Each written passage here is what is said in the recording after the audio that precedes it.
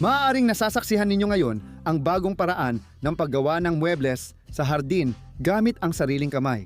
At maaaring hindi lang ito para sa muebles sa hardin. Maaaring isipin ng iba na dekalidad na tabla ang sopang ito. Kahit wala naman itong kahit anong kahoy. Dahil gumamit tayo ng makabagong composite na materyales ng bagong henerasyon. At ang lahat ng mga sangkap para sa ganitong likha ay madaling mahanap. Mabibili mo ang mga ito sa kahit anong tindahan ng materyales sa konstruksyon. Ang mga kasangkapang kahoy sa hardin ay madaling kumupas, kailangan ng regular na proteksyon laban sa ulan gamit ang mahal na pampahid at dapat ilagay sa tuyong bubong. Ang ating sofa ay walang mga ganitong kahinaan at kahit ilagay pa sa labas, dapat itong tumagal ng mahigit 50 taon. Ang plastik na kasangkapang panghardin mula China na mas matibay sa ulan kaysa kahoy ay halos kasing mahal na ng dating mamahaling kahoy na kasangkapan.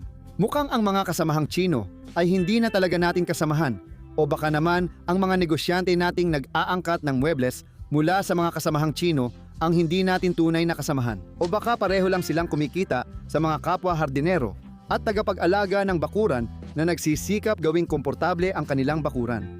Palagay ko, hindi natin makikita ang hangganan ng pagtaas ng presyo. Kaya naisip kong mag-ambag at subukang gawing mas mura ang lahat. Tulad ng dati, ang viewers ng awitin ni Yasha Kosiaka ang unang makakaalam ng mahalagang impormasyong ito. Kaya ngayon, isa-isa nating pag-usapan ang lahat. Kamusta sa inyong lahat? Una, ginagasgasan ko ang makinis na Penoplex Comfort Sheet gamit ang talim ng lagari na tinanggal sa hawakan. Ang ginagamit kong panel ay 3 cm lang ang kapal at may quarter o L-edge. Pinuputol ko ito sa isang mahabang at isang maikling gilid. Ginamit ko ang manipis at hindi masyadong dikit na guhit ng construction polyurethane foam glue para idikit ang plaster fiberglass mesh, kaya hindi ko na kailangang sundin ang Go Sudars Benny Standard. Tungkol sa taas at lalim ng upuan, taas ng armrest at iba pa, pwede kang gumamit ng sukat mula sa isang yari na industrial na halimbawa. Yan ang ginagawa ko. Sunod, ginagamit ko ang epektibong paraan ng pagbaluktot ng Penoplex gamit ang wire mesh na napatunayan noong construction season 2023. Kailangan dito ang mesh, kahoy na block, 2 clamp at sariling welding table. Tinawag kong Ramstein table ito bilang tribute sa legendary German industrial metal band. Walang politika. Kung paano baluktutin ang Penoplex ng walang Ramstein table, ikukwento ko mamaya.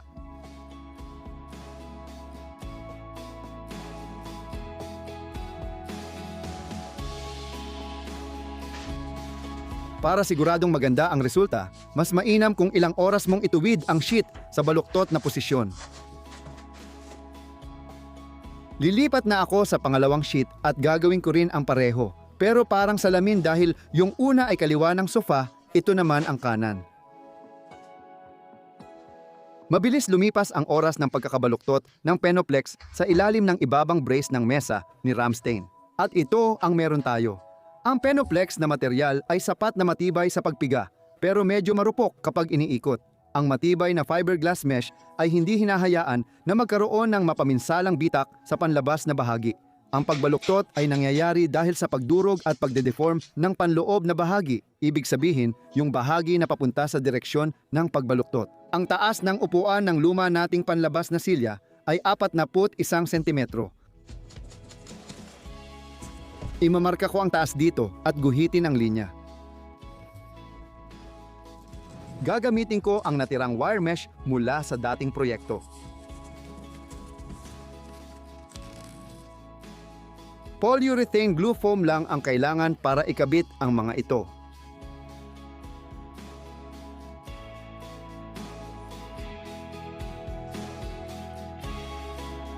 Gumagawa ako ng mga hiwa hanggang sa taas ng upuan. Sa panlabas na bahagi, tinatanggal ko rin ang lambat hanggang sa tinatayang linyang ito. Sinusubukan kong gawin ang mga susunod na pagbaluktot gamit lang ang aking mga kamay.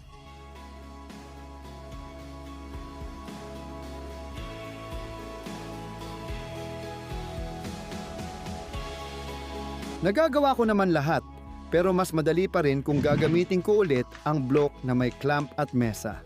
Dito, hindi na kailangan yumuko ng 90 degrees.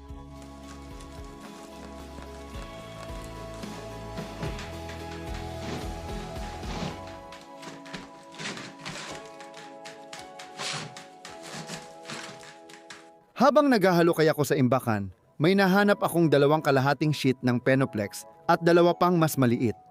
Binabaluktot ko rin sila gaya ng unang 2 piraso.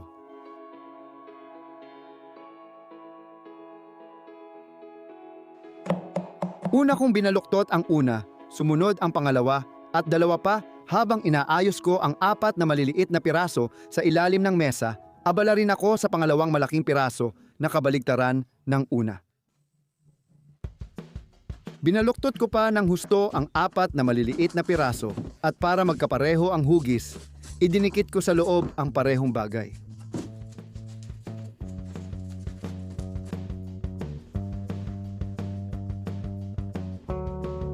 Habang tumitigas ang pandikit, binabaluktot ko na ang pangalawang malaking piraso.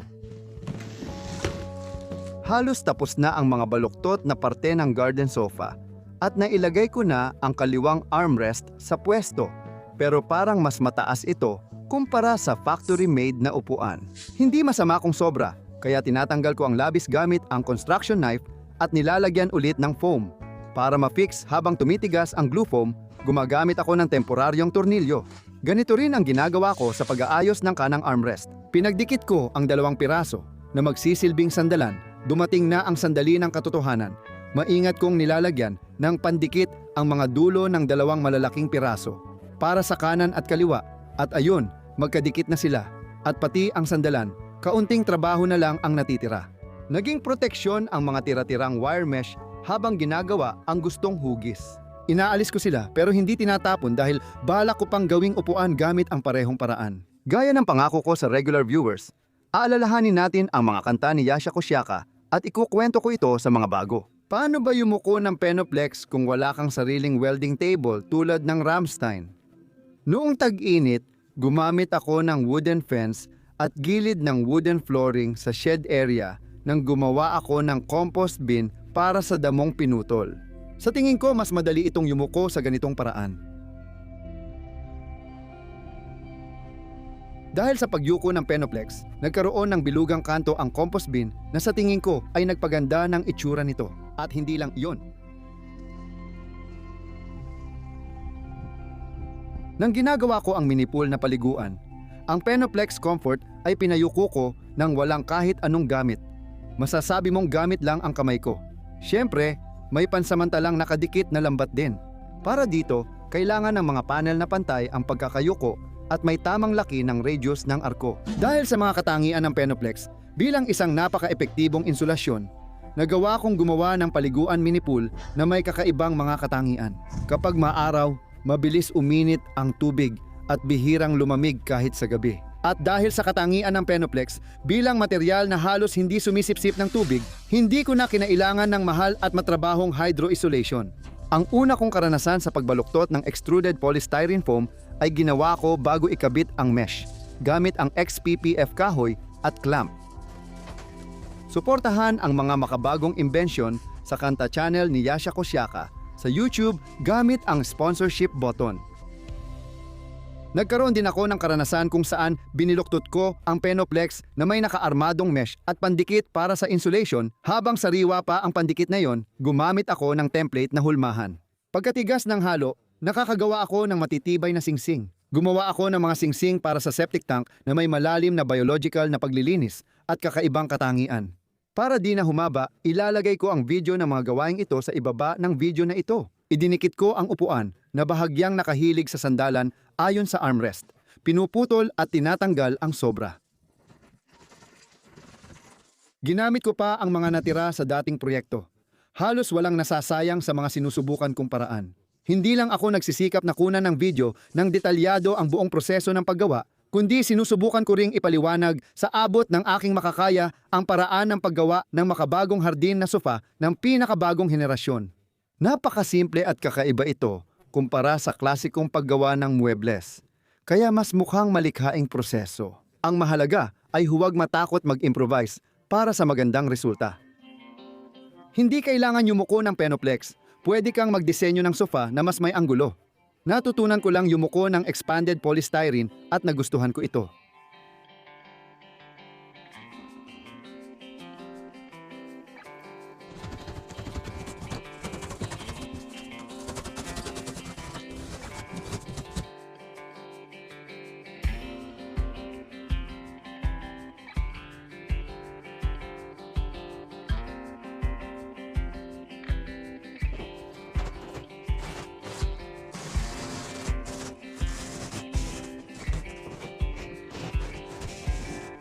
Sa ngayon, mas magaan ang sofa kaysa inflatable na kasangkapan. Pero pansamantala lang ito dahil dapat maging mas matibay at mabigat din ito agad. Ang astig na pwedeng paikutin ang sofa. Huwag nyo na lang masyadong husgahan ang hugis nito. Sa ngayon, pinag-aaralan ko pa lang gamitin ang material na ito para sa paggawa ng mga kasangkapan.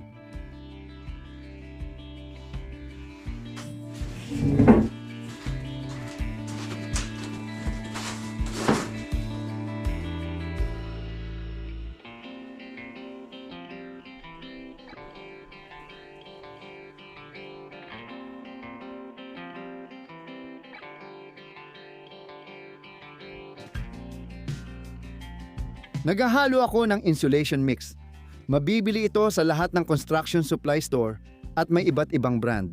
Ginagamit ito para idikit ang mineral wool at polystyrene foam panels sa mga pader na kailangang i-insulate sa timpla at alkali-resistant fiberglass mesh. Ginagawa rin ang reinforcing layer sa ibabaw ng insulation. Gamit ang spatula at pangkiskis ng mason, sinimulan kong gawin ang pangunahing reinforcing layer sa ibabaw ng sofa. Sa timpla para sa thermal insulation, may mga espesyal na polymer na nagbibigay ng matibay na kapit sa Penoplex. Pinagdudugtong ko ang mga piraso at lambat na may hindi bababa sa 10 cm overlap. Sa iba, gumagamit ako ng maliliit na piraso ng fiberglass mesh at tira mula sa ibang proyekto. Minsan naman ay malalaking piraso na galing sa bagong rolyo. Ito rin ang teknolohiyang matagal nang gamit sa pag-armas ng mainit na harapan na gawa sa Penoplex. Ang pagkakaiba lang ay mas kurbado ang ibabaw ko.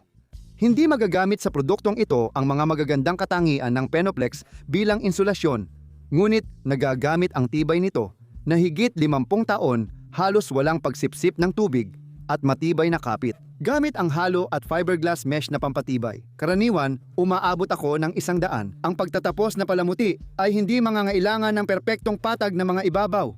Kaya kahit ang isang tao na unang beses palang humawak ng mga kasangkapan ng mason ay kayang-kaya ang simpleng trabahong ito. Gamit ang malapad na spatula, pinapatag ko ang ibabaw. Dahil manipis lang ang patong, mabilis itong matuyo at tumigas. Bukod sa mga polymer, may semento rin sa halo na matagal bago tuluyang tumibay. Kaya walang problema kung kailangan mong itama ang mga nagawang pagkakamali. Sa simula, madali mong mapaganda ang ibabaw.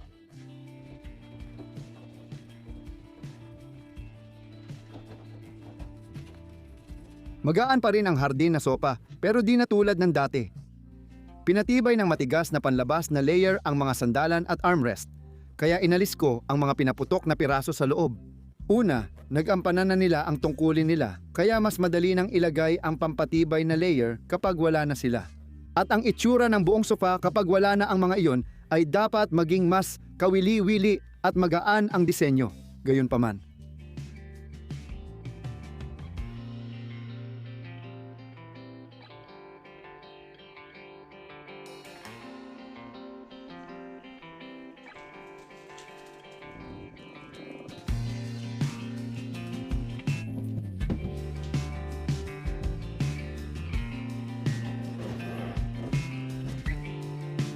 Medyo nakausli ang likurang pader, kaya naglagay ako ng pansamantalang kahoy para mapantay. Alam ko na magiging sapat ang tibay ng sofa para sa isang sofa, base sa karanasan ko sa paggamit ng pinalakas na EPPs. Ayon sa teknolohiya, gamitin ang trowel o spatula para maglagay ng ilang milimetrong kapal ng halo sa Penoplex. Ilagay ang fiberglass mesh at ibaon ito gamit ang trowel.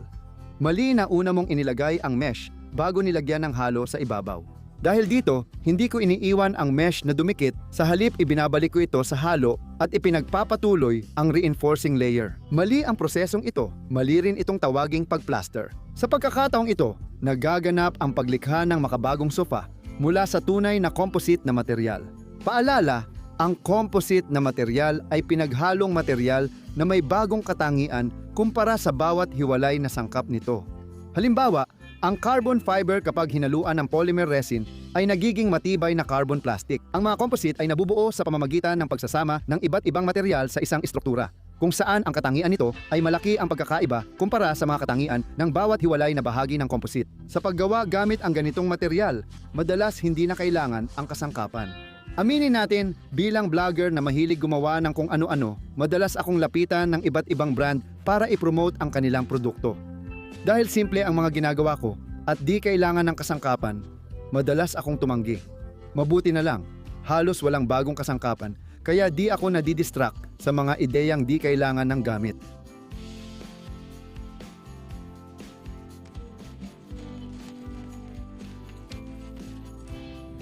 Taglamig sa garahe, mataas ang halumigmig. Nakakatulong ang heater sa proseso. Pagkatigas, madali nang itama ang karamihan sa sablay.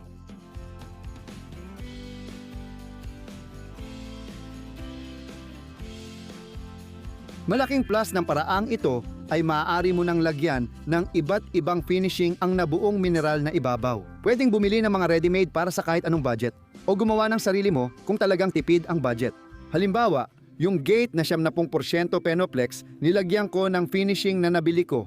Pero hindi naging mura at hindi rin maganda ang resulta. Binili lang kasi kaya parang walang dating o kaluluwa. Proyekto. Bahay na nagkakahalaga ng $1,000 na may mga pader na gawa sa Penoplex. Ang aming panlabas na palikuran at summer shower na gawa rin sa Penoplex. Parang brick wall ang disenyo gamit ang murang tile adhesive. Maganda na at sobrang tipid pa ang resulta. Napakasagana, mataas at napakainit na taniman mula sa Penoplex. Mga compost bin mula sa Penoplex, maliit na pool mula sa Penoplex, walkway mula sa Penoplex, at bakod mula sa Penoplex. Dinisenyo parang natural na bato, gamit ang murang tile adhesive.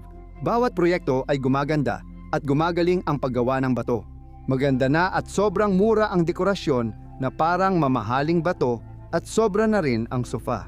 Sa huli, hindi kami nakatira sa Rublevka kundi sa simpleng baryo sa Belarus. Wala kaming dapat ipagyabang.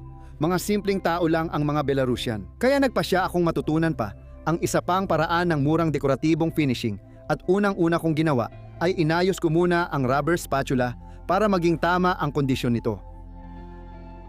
Hinahaluan ko ng murang pandikit ang tiles at nilalagay ko na ang una. Matapos manood ng masterclass sa YouTube, ginagaya ko na ngayon ang aking nakita.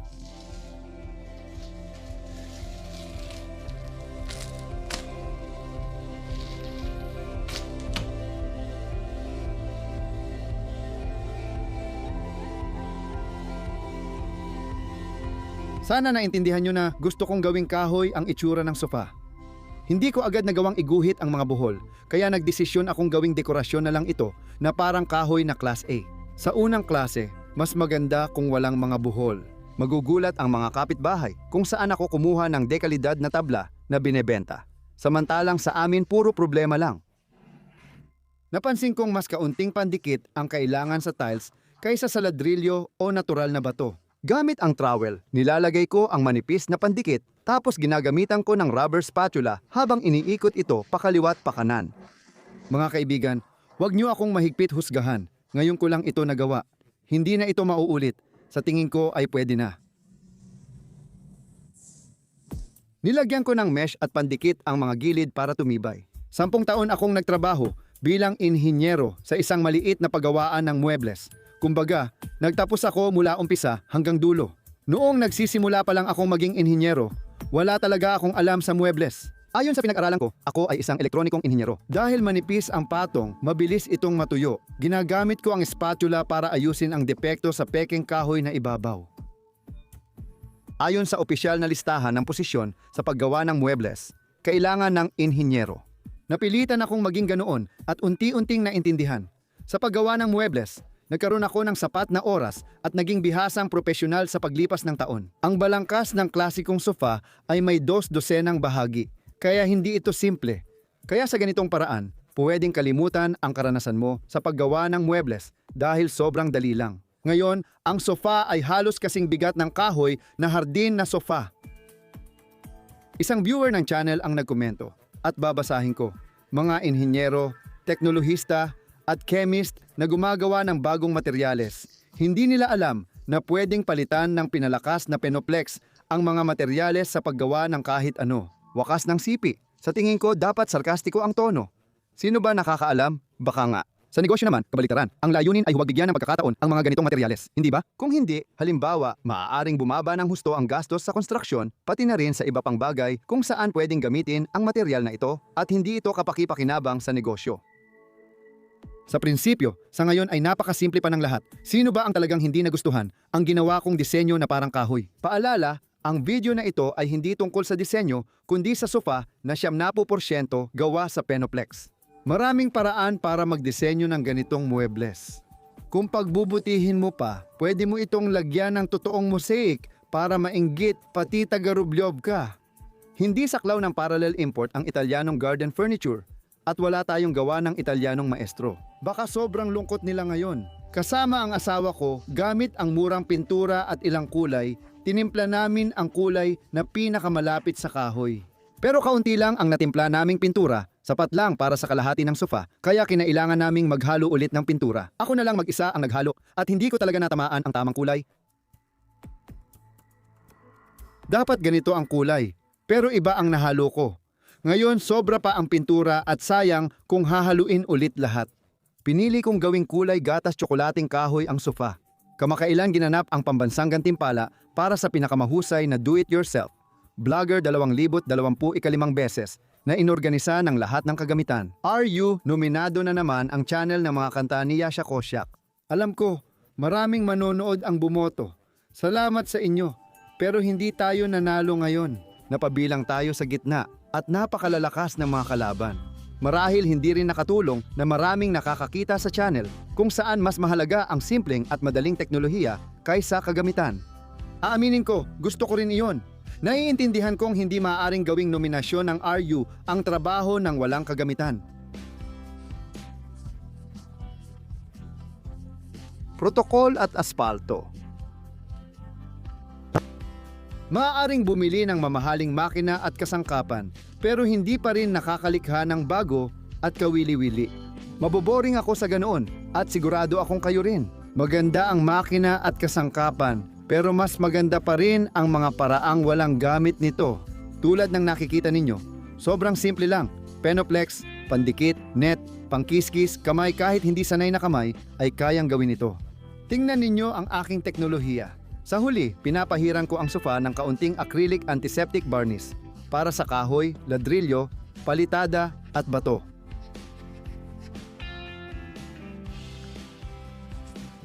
Sumali rin ang asawa ko at tinahi ang unan para sa upuan. Ganito ang resulta. Huwag niyo pong husgahan ng mahigpit, lahat ito ay unang beses ko ring gagawin. Babanggitin ko rin ang kabuuang gastos.